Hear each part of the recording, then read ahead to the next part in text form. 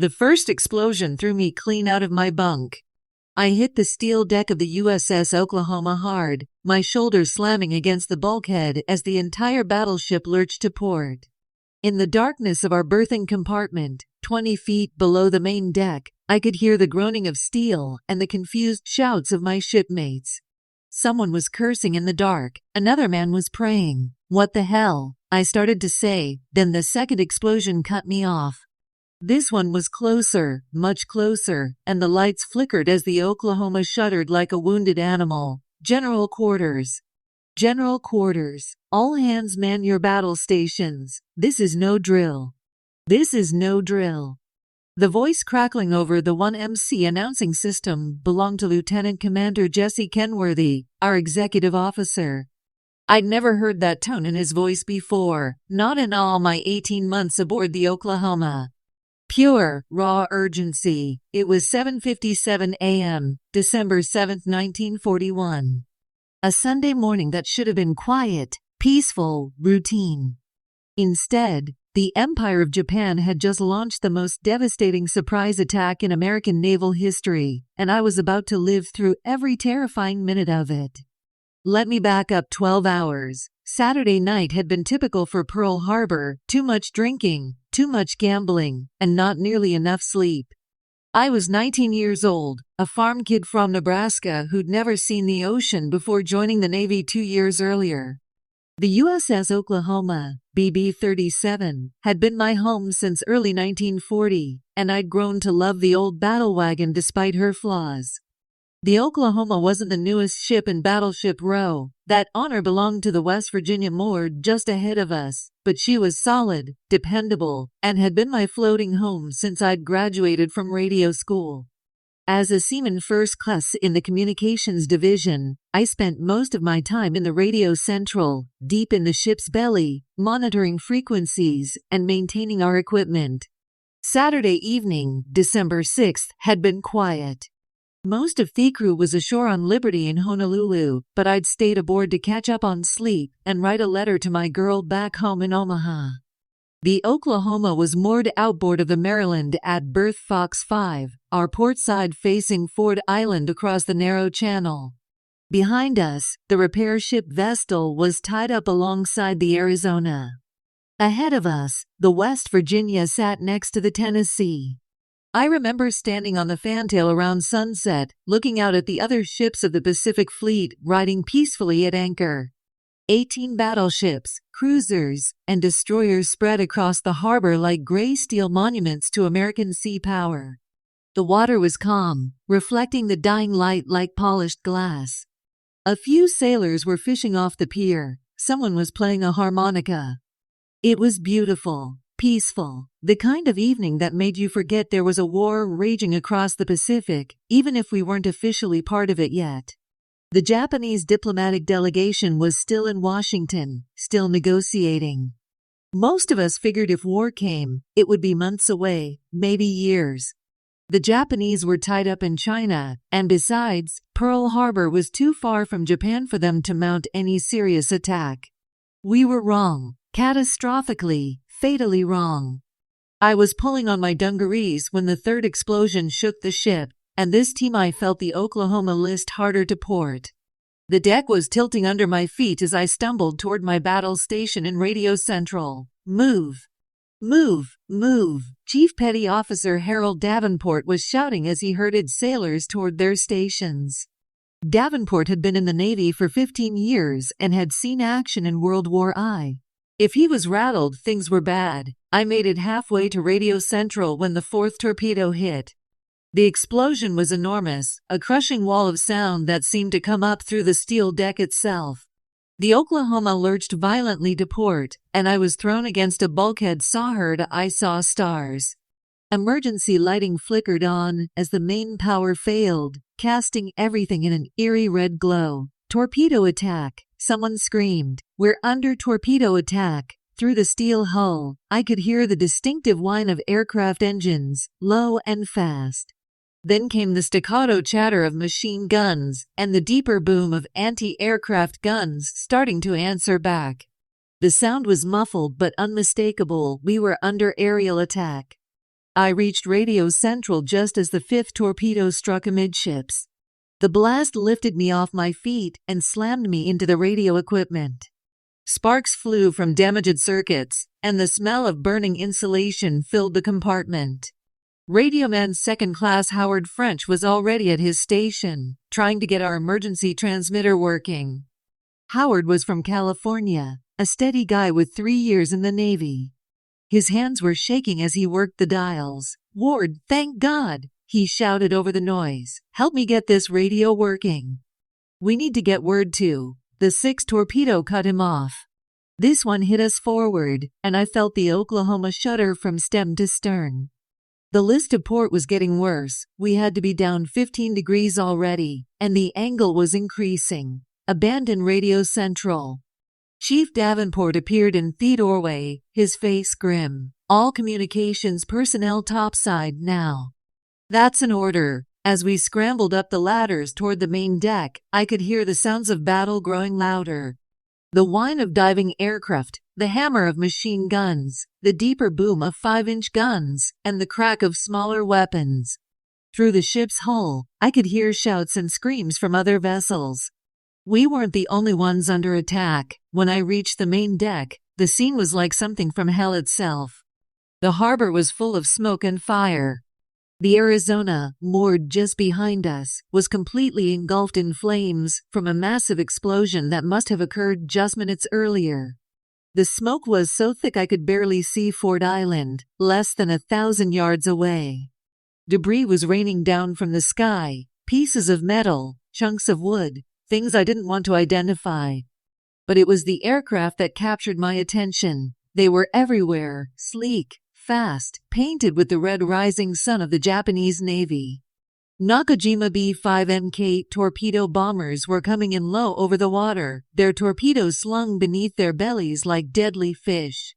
Aichi D-3A Val dive bombers were screaming down from above, their bombs whistling as they fell.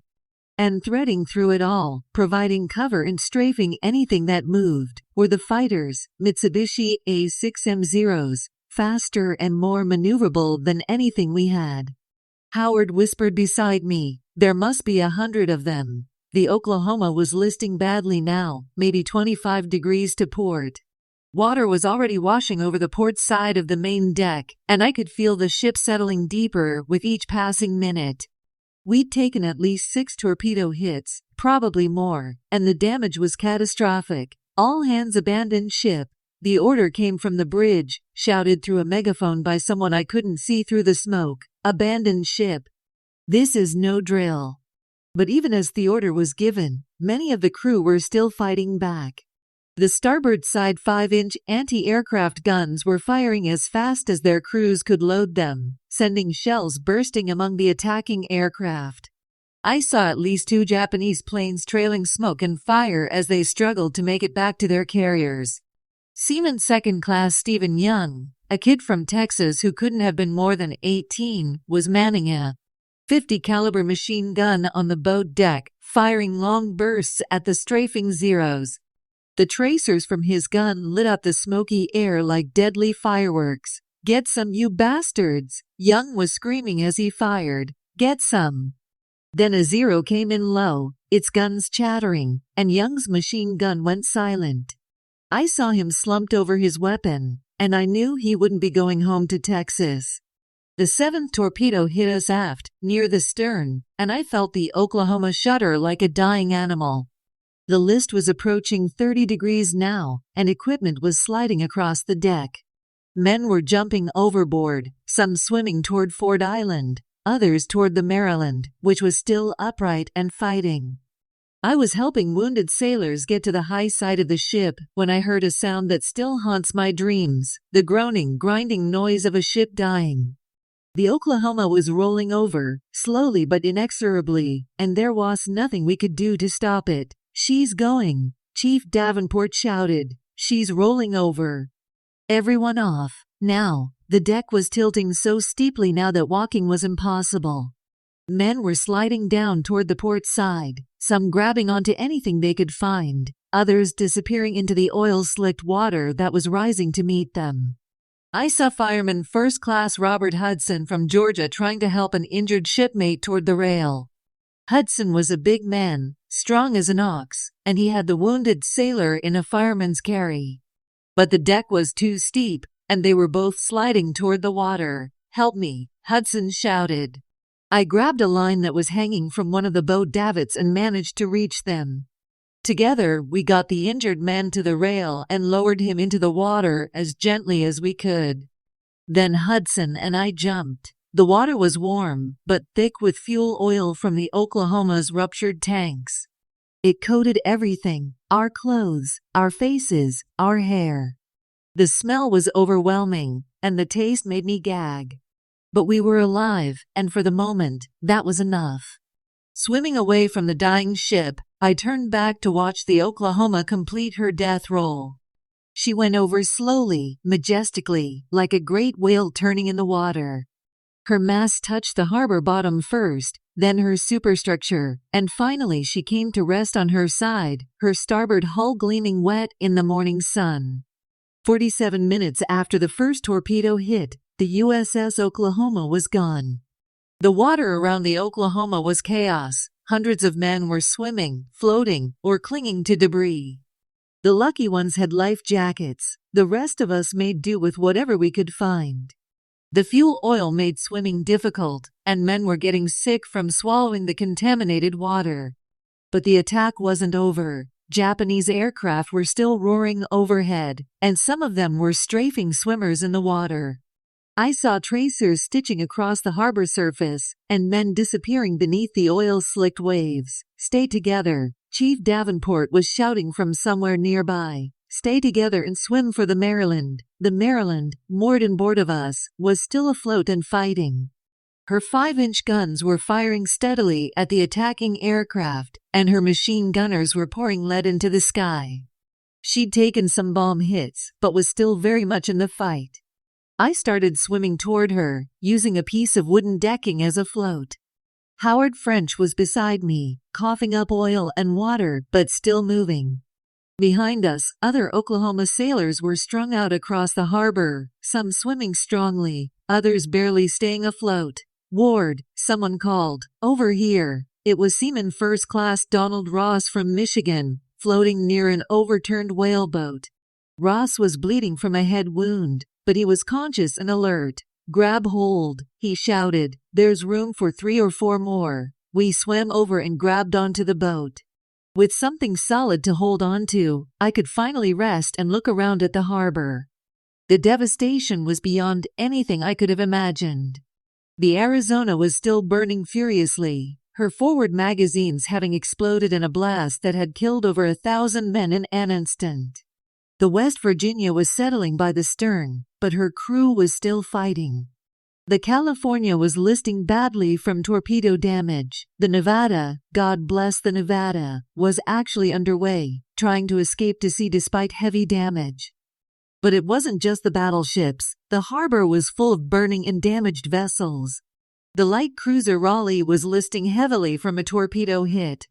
The old battleship Utah, now used as a target ship, had already capsized at her berth. Smoke was rising from Ford Island, where hangars and aircraft had been hit by bombs and strafing runs. Just when it seemed like the attack might be ending, I heard new aircraft approaching from the north. These were flying higher than the first wave, dive bombers and fighters, their engines growing louder as they approached. "Here comes the second wave," someone shouted from the Maryland's deck. The new attackers focused primarily on the ships that were still fighting back. I watched in fascination and horror as Aichi D-3 Eval dive bombers came screaming down on the Nevada as she tried to escape. The old battleship was making knots, heading for the harbor entrance, but she was taking hit after hit. "She's not going to make it," Howard said quietly beside me. He was right. The Nevada, her forward superstructure ablaze and her speed dropping, finally ran aground near Hospital Point to prevent blocking the harbor entrance. She'd made a valiant try, but the Japanese had too many planes, too many bombs. The second wave lasted about an hour, focusing on the ships that were still operational and the shore installations on Ford Island and Hickam Field. From my position in the water, clinging to the overturned boat, I could see it all, the dive bombers screaming down, the anti-aircraft fire raging up to meet them, the explosions and fires spreading across the harbor. But gradually, the attacking aircraft began to withdraw. By 10 a.m., the last of the Japanese planes had disappeared to the north, heading back to their carriers somewhere out in the Pacific. The attack was over. Pearl Harbor lay in ruins. Getting out of the water was almost as dangerous as being attacked. The harbor was covered with fuel oil, some of it burning in patches that drifted with the current. Men were still dying, from wounds, from drowning, from swallowing too much off the contaminated water. Motor launches from ships that were still operational began picking up survivors. One from the Maryland reached our little group around 10:30 a.m. The coxswain was a young sailor I didn't recognize, but his voice was steady as he helped us aboard. "Easy now," he said as he pulled me over the gunwale. "You're safe now. We'll get you to the hospital." I was covered in oil from head to foot, nauseated from swallowing contaminated water, and had a gash on my arm from some piece of debris. But I was alive, and that made me one of the lucky ones. As the launch headed toward Ford Island, I got my first clear look at the destruction. The Oklahoma lay on her side like a beached whale, only her starboard hull visible above water. Nearby, the Arizona was still burning, her superstructure a twisted mass of steel. The West Virginia had settled to the harbor bottom, but remained upright. Oil fires burned on the water's surface, and the air was thick with smoke. But what struck me most was the silence. After 2 hours of explosions, gunfire, and screaming aircraft engines, the harbor was eerily quiet. The only sounds were the crackling of fires, the distant shouts of rescue workers, and the gentle lapping of oil-fouled water against damaged hulls. The Ford Island dispensary was chaos. Wounded men were everywhere, sailors, Marines, civilians, all mixed together in the triage area. Hospital corpsmen and doctors worked frantically to save lives, but there weren't enough of them, and there wasn't enough of anything. I was cleaned up, treated for oil ingestion, and had my arm bandaged. Then I was assigned to a work detail helping with the rescue operations. There were men still trapped in overturned ships, and every hour counted. The rescue operation on the Oklahoma began almost immediately. We knew there were men still alive inside the overturned hull. We could hear them tapping on the steel plates with hammers and wrenches, sending out desperatiso signals in Morse code. Lieutenant Commander William Hobby, the Oklahoma's damage control officer, organized the cutting operation.